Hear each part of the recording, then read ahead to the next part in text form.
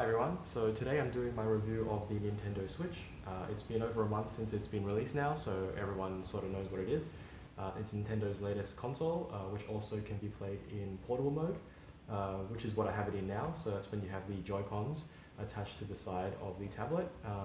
You can play it in this mode, say when you're on the go or outside the house. Obviously you've seen the ads. This can be played in different configurations, so right now it's in portable mode.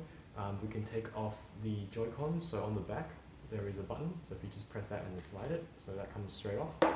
Similarly on the other side, that comes off as well. And once you're in this mode, there is a kickstand at the back. So the kickstand is well known for its, well, crappy design, I guess. It's really flimsy. It feels flimsy, it sounds flimsy, and then it feels like you're going to snap it when you're pushing it all the way out. And then that is tabletop mode. So then you put it in this configuration, and then you can use these Joy-Cons separately.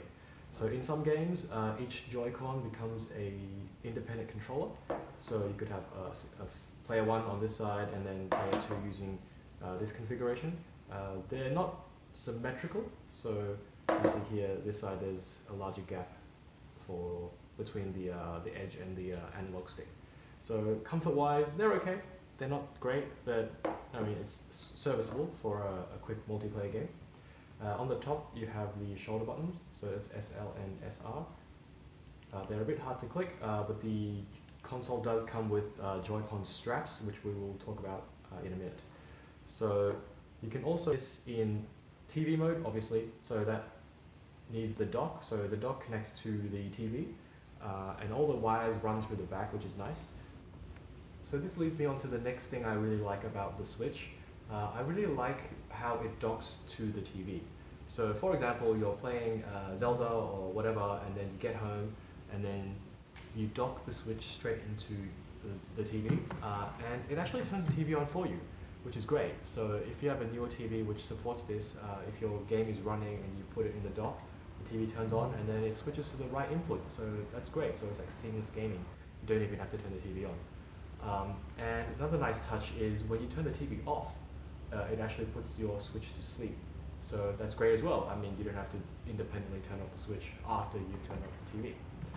And finally, if the Switch is in sleep mode and then you put it in the dock, it just goes charging, and then it doesn't affect the TV, which is great. You don't want to, have to turn the TV off just to charge your Switch. So I guess we do have to talk about hardware defects, because that's a hot topic, I guess. So I did have the left Joy-Con disconnect issue. So after getting a new pair of Joy-Cons, or a new left Joy-Con, it's all working perfectly now. So it's definitely hardware. If you do see it, do get a replacement. And I think all the new ones are all good now. So yeah, I guess that issue's been fixed. And then we've been hearing about bending issues. So apparently people's Switches are bending in the dock. So I'm not seeing that on my one. I do play it in the dock quite often. I mean, it's not, I can't make it rock or anything on the table, so I don't have a ruler, but it seems flat or straight to me. Well, anyway, so I'm not having that issue. I guess do bear in mind that the vents are in the back here, so that's where it draws air in, and then the hot air comes out through the top here. So when it's running, you put your hand over it, you can feel some air coming out here. Some people think these are speakers. These are not, these are vents. The speakers are at the front, so these two slots here. So I guess that's it for my review. I guess I can throw something in. I have this case that I bought. It's called Big Ben. It's not like the official one. It's well, I guess it's unofficial case. So it's not as long as the official Nintendo case, and I think I like it that way.